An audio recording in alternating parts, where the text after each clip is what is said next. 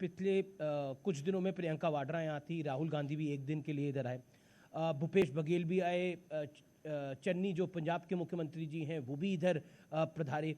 लगातार नेता आते गए, जयंत चौधरी भी सीतापुर जाना चाह रहे थे, अखिलेश यादव भी सीतापुर जाना चाह रहे थे, लेकिन विपक्ष का आरोप है कि उन्हें रोक लिया गया क्योंकि बीजेपी की सरकार केंद्र में और जो यूपी में बैठी है, यानी दिल्ली की सरकार और लखनऊ की सरकार कुछ गलत कर रही है, इसलिए छुपाना चाहती है। देखिए, हम कुछ भी नहीं छुपाना चाहते। फिर जाने क्यों नहीं दिया गया? हमारे पास जो तहरीर आई थी, हमने उस तहरीर के अनुसार मुकदमे दर्ज किए।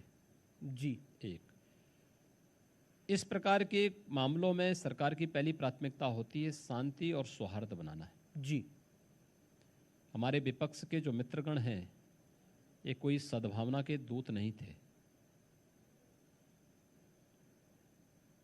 और इनमें से बहुत सारे चेहरे तो ऐसे हैं जो इस उपद्रव और इस हिंसा के पीछे भी शामिल होंगे। एक बार तथ्य सामने आने दीजिए, दूध का दूध और पानी का पानी हम सबके सामने रखेंगे।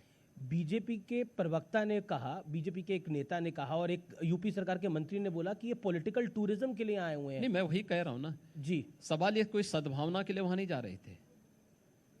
मुझे एक बात बताइए, छत्तीसगढ़ के मुख्यमंत्री अपने छत्तीसगढ़ को तो संभाल नहीं पा रहे हैं। छत्तीसगढ़ में पुलिस की गोली से कुछ किसान मारे जाते हैं, उनके प्रति उनके मन में कोई भी अनुराग नहीं, उनके प्रति कोई सहानुभूति नहीं, उन्हें लखीमपुर खीरी के बारे में कोई जानकारी नहीं।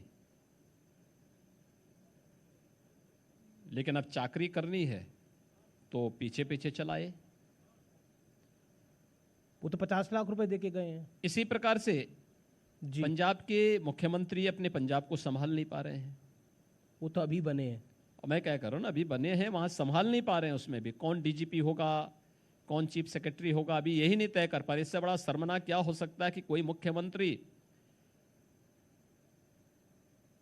इस बात के लिए तरस रहा है कि साहब डीजीपी कौन होगा, वो अपना डीजीपी नहीं बना सकता, अपना चीफ सेक्रेटरी नहीं बना पा रहा है। पंजाब के अंदर किसानों के साथ, पंजाब के साथ, पंजाब के नागरिकों के साथ जो व्यवहार हो रहा है उसको संभाल नहीं पा रहे हैं। अपने आंतरिक झगड़ों में वे इतने त्रस्त हैं कि उससे पिंड छुड़ाने के लिए उन्होंने भी वही रास्ता अपनाया जो छत्तीसगढ़ ने अपनाया है।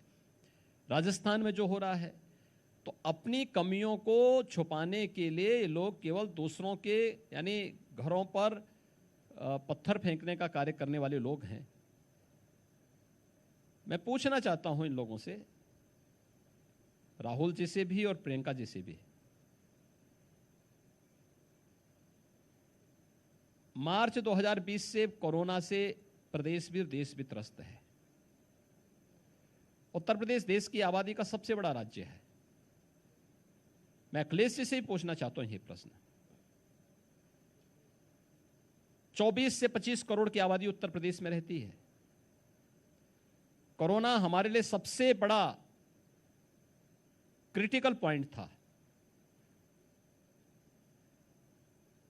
क्योंकि इतनी बड़ी आबादी जी, और हम ये भी जानते थे कि इस महामारी के बाद जो पलायन होगा अन्य राज्यों से, उत्तर प्रदेश उससे सबसे ज्यादा प्रभावित होने वाला है।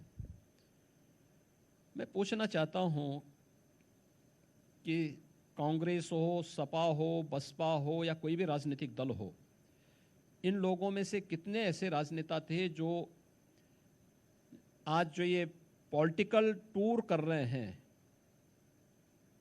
ये पॉलिटिकल टूर की बजाय उस समय उत्तर प्रदेश की जनता के सुख दुख में कितने लोग सहभागी बने थे? पूछना चाहता हूं। प्रियंका जी से तो सर्किट हाउस में कह रहे झाड़ू भी लगवा दिया गया। देखिए, जनता उनको उसी लायक बनाना चाहती है और जनता ने उसी लायक उनको बना दिया है। सवाल यह है कि इन लोगों के पास उपद्रव करने और नकारात्मकता फैलाने के सिवाय कोई कार्य नहीं। कोरोना कालखंड में इनके किसी के दर्शन नहीं हुए। उत्तर प्रदेश में जब हर व्यक्ति जीवन और जीविका के बीच में जद्दोजहद कर रही थी जी, तब केंद्र और प्रदेश सरकार ही उनके साथ खड़ी थी। भारतीय जनता पार्टी का कार्यकर्ता ही उनके साथ खड़ा था। तब इन राजनीतिक दलों के या इनके नेताओं का या इनकी स्वयं की उपस्थिति कहीं नहीं थी, जीरो थी। और ये मार्च 2020 से लेकर के मैं कह सकता हूं कि अक्टूबर 2021 के बीच में भी यही स्थिति थी। लेकिन अचानक उनकी नींद खुली, उनको लगा कि लखीमपुर खीरी एक बहाना है, लेकिन ऐसा नहीं हो पाएगा। उत्तर प्रदेश की लेकिन क्या जनता, आपको लगता है उत्तर प्रदेश की जनता, देखिए सरकार की प्राथमिकता होती है शांति और सौहार्द बनाना, पहले सरकार ने वही किया। ये किसी इस सद्भावना के दूत नहीं थे, ये दुर्भावनापूर्ण तरीके से वहां पर विद्वेष और वहां पर आपसी वर्ग संघर्ष की स्थिति पैदा करना चाहते थे, जो हम प्रदेश के अंदर नहीं होने देना चाहते थे और कतई नहीं होने देंगे। तीसरा, इन लोगों के जाने के बाद पब्लिक की जो प्रतिक्रिया थी, पीड़ितों की जो प्रतिक्रिया थी, ये भी आपने देखा होगा। सबने बहुत तीखी प्रतिक्रिया व्यक्त की थी कि सरकार ने हमें मदद की है, सरकार के कार्यों से हम पूरी तरह संतुष्ट हैं, कृपया हमारे मामले में राजनीति न की जाए।